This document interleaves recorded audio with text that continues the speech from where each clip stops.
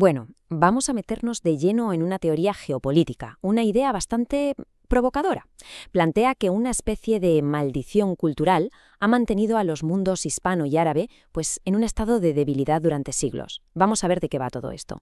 A ver, el concepto clave es este, la maldición hispanoárabe.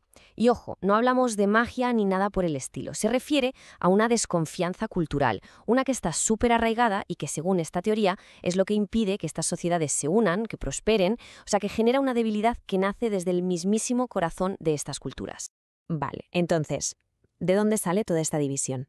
Para entenderlo de verdad, hay que ir a la raíz, a los cimientos de esta supuesta maldición. Ojo a esta frase del texto original porque es brutal. Dice, saqueados y robados por dentro por los gobernantes e incluso por sus propios pueblos. Lo que esto nos está diciendo básicamente es que el principal enemigo no está fuera, está en casa. Es casi como un canibalismo social, ¿no? Una especie de autodestrucción que lo socava todo desde la misma base. Claro, y esto no es algo que pase una vez y ya está. Para nada. El autor lo ve más bien como un ciclo, como una espiral, que va hacia abajo y que además se alimenta a sí misma. Vamos a ver cómo funciona exactamente este mecanismo. Bueno, pues es un proceso de 3 fases que se van retroalimentando. La primera, la desconfianza generalizada. O sea, lo impregna todo. Nadie se fía de nadie. A partir de ahí, ¿qué pasa? Pues que brota la corrupción y la hipocresía, como si fueran malas hierbas. Y claro, el resultado final de todo esto es la debilidad. Una sociedad fracturada, rota por dentro y, por lo tanto, súper vulnerable a cualquier cosa que venga de fuera. Y ojo que no estamos hablando de un problema de hace 2 días. El texto lo describe como algo milenario y crónico. Es como imaginar unas raíces que llevan siglos y siglos hundiéndose en la tierra. Claro, con ese panorama, arrancar el problema de cuajo se vuelve una tarea casi imposible. Claro, toda esta debilidad interna, como es lógico, no se queda solo dentro de las fronteras. Al final, inevitablemente, se acaba proyectando hacia el exterior y las consecuencias, como podemos imaginar, son enormes.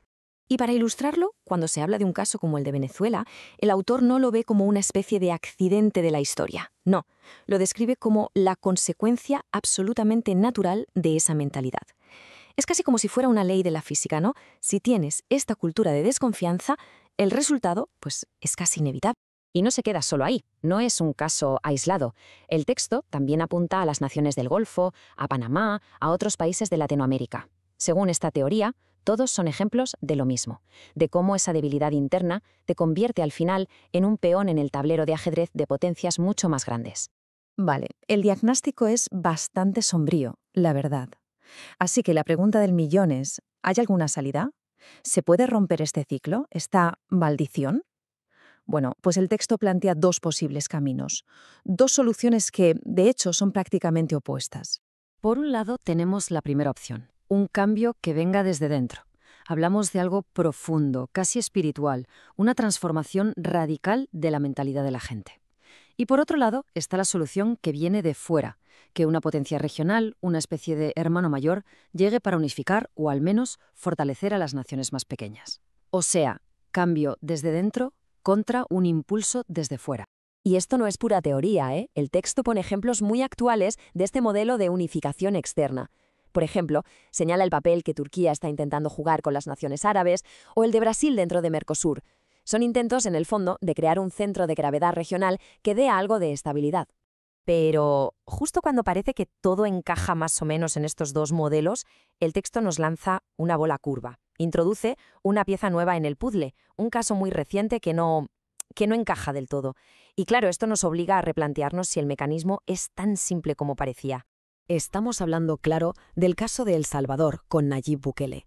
El propio texto lo califica de anomalía. Y aquí es donde nos deja la reflexión, con esta gran pregunta flotando en el aire.